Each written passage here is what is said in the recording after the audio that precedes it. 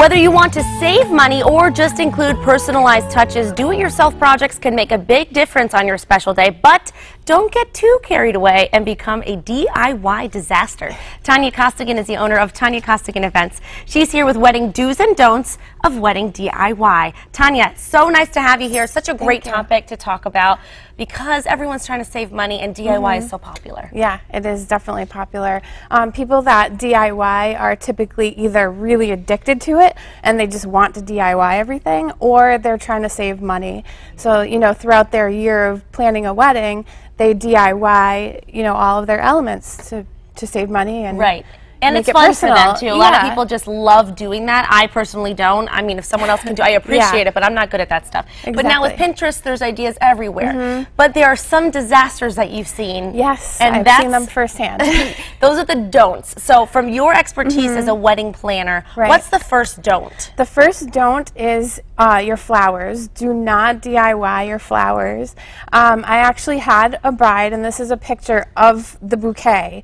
It wasn't high on her priority list of things to fit in her budget, so she went to a local grocery store, grabbed some flowers, thought it would be fun for her and her bridesmaids to make all their bouquets and some flowers for the aisle, and then they put them in the fridge overnight. But what they didn't realize is the fridge they put it in was a little too cold, and so all their bouquets literally became frozen to the mason jars they were sitting in, and they looked like this when I pulled them out the next day for the wedding. So yeah, they got frozen because flowers are really temperamental when it comes to conditions like how they're stored. And especially all flowers are different with what they need and require. So that's a big don't, because that you don't want that to happen on the day of your wedding. So I mean, yeah, a professional will bring them right in time for you to have them to walk up the aisle, and they won't be frozen, eliminate everything or wilted. Let's talk about the do that you have here. So do table numbers. Yes, you can create some table numbers, and I have some examples that I put together just to show. So it's a great way to incorporate a theme, your personality into the wedding. It's not something that'll overtake the space in your house or your time. So you could do something like a luminary, you know, just getting a bag and putting a candle in there, and you can paint the number or draw it on, whatever you want to do with that. Well, that would be nice for like an outdoor, like a rustic wedding, so depending on your theme. But you have something here for every theme. The glitz and glam is this too right here, right? So the two, these are just, and I'll just show it here. I didn't fully spray paint this one because I wanted to show you. It's like a paper mache that I just got at the craft store, and I took some silver spray paint and just spray painted it, and it literally took like 20 minutes to dry. And then you can just buy sequins, and you could do the whole number if you want, just the edges like I did. It's up to you, but you can just glue that and it takes, And then fast forwarding to right here, this 3, that's really organic and really kind of shows the more like a natural. Yes, exactly. So this is the same deal. I got a paper mache number. I got some moss from the craft store that you can buy and some flowers, and I just took a glue gun and just applied the moss all over it with, you know, some little flowers as a detail. I love it. That's so cute, and it's nice that you can have a bunch of them and it doesn't take a lot of time or money. Right. Wedding cake, big don't do your own. Do your wedding cake. I had another client that her aunt from Florida wanted to make her cake, and on the wedding day, the aunt was stacking the layers and putting the fondant down and doing all the decorations. And as the top tier is going on, the cake is starting to go lopsided. And the aunt was so upset. She didn't want the couple to see it, and they didn't, because we managed to get it squared away. But luckily, the chef on site at the venue was trained in pastry, and despite the hecticness of trying to prepare food for a wedding, managed to dismember the cake and rebuild it from scratch. So yeah, this is a big don't, because cakes need support in certain areas if it's going to be multi-layered. Different fondants and frostings need different temperatures, so it's, you know, if you have a professional baker deliver it, you don't have to worry about things like that. Yes, that's very true. Absolutely. All right, now we're going to do the last do for right now, which is your own card box container. Right, so if you want to do something DIY, this is just something quick that I put together, but you could do whatever you want for color. You can paint it. I just got paper mache hat boxes at a craft store, just embellished it with some lace and different details.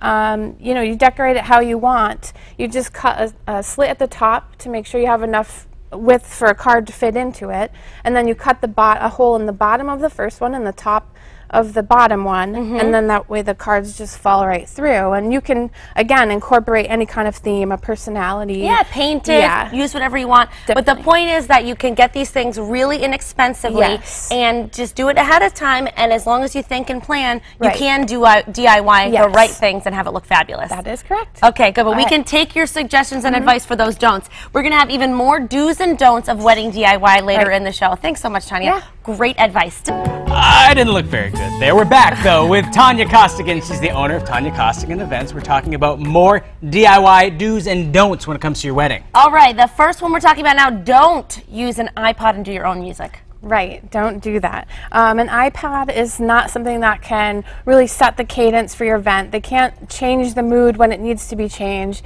They can't announce people. It's hard to have someone like, oh, I got to run over and change that iPod to set the next phase of this, reception. So it's really tricky when you try to do that. And I actually had a couple that did that, and they asked me to, in between, walk around the reception. I had to aim it up at the balcony to change the playlist, and I had to ding a glass to get everybody's attention. It was just, it's a production that is not a good one. So so it's good to have someone that is just there for the music and setting the cadence. Exactly. And making announcements, because that's a very, very important Definitely. detail. The other nice thing, too, is with a DJ or with a band, when you go over everything, they have this insight that you wouldn't have. They ask you a bunch of songs you don't want to play. Yeah. They've got so many great ideas to make that a special day. Yeah, and the guests can go up to a DJ or a band and say, hey, can you play this song? Where, with an iPod, it's not that easy to do. We haven't got there yet. Technology's on its way, though. Right.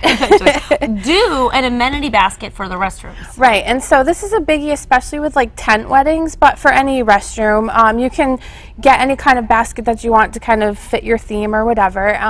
And people do use these, and they appreciate them so much. So what to include in your amenity baskets for the bathroom: hair ties and bobby pins for the ladies. Once the formalities of the weddings is done and they're ready to dance, they like to throw their hair up in a hair tie. Some body spray, some gum, combs, feminine products, pain reliever, stomach, Tums or something like that. If it's going to be outdoors, I would suggest some bug wipes or bug spray or something like that. It's all that stuff you never know you need until you need it, and then if it's in this amenity basket, problem solved. It's memorable wedding. Yeah, you walk in and you're like, yay, this is awesome. Okay, the next don't is don't be the one setting up and managing your wedding the day of. Right. So everything that you've been working on for a year or more, all those details that you've been, trudging over and stressing over, you're going to want to put in the hands of a professional to kind of execute them, make sure things are, running as planned and set up like you want it. It's hard because couples really underestimate the time it takes to get ready for the wedding. The day starts early, it passes quickly, and it takes about 3 to 4 hours at minimum to set up a wedding. Never mind managing all the vendors that are coming in and directing them where to go. So having someone that is dedicated just for that and letting your friends and family and your wedding party just enjoy the day is super important. Well, it's one of those things you've spent so much money and so much time and effort to blow it at the last second, or not even to enjoy it because you're trying to execute. It's not worth it. Yeah, I completely agree. If you have out-of-town guests, do have a welcome bag for them. Yeah, and this is something that you can DIY. I did one that was beach themed. So say you were going to have a beach wedding and you have guests coming in from out of town. It's always nice to have a welcome bag waiting in their hotel room for when they arrive. So when they check in and they've just had a long trip on the road, they'll come to find this guest bag, and they'll feel a little taken care of and welcomed. So for this one, I just included things like flip-flops, something sweet and something salty, so chocolate, chips, and then some, you could put bottles of wine in there if you'd like. I put sparkling water in there. And now, is this right here, is this an itinerary? Yeah, so smart. Inform your guests where things are happening when throughout the weekend. So, you want to include things like rehearsal dinner if they need to be there, what time hair and makeup starts, those kinds of things. And you can include other things, like if they have some downtime while they're there, what are some local things they can do in the area? you know, include important things like taxi numbers in case they need to call a cab, or, you know, local hospitals or whatever. You can include different things like that. Well, and they've put up so much money and time to come to your special day, Yeah. so make it easy for them. Yeah.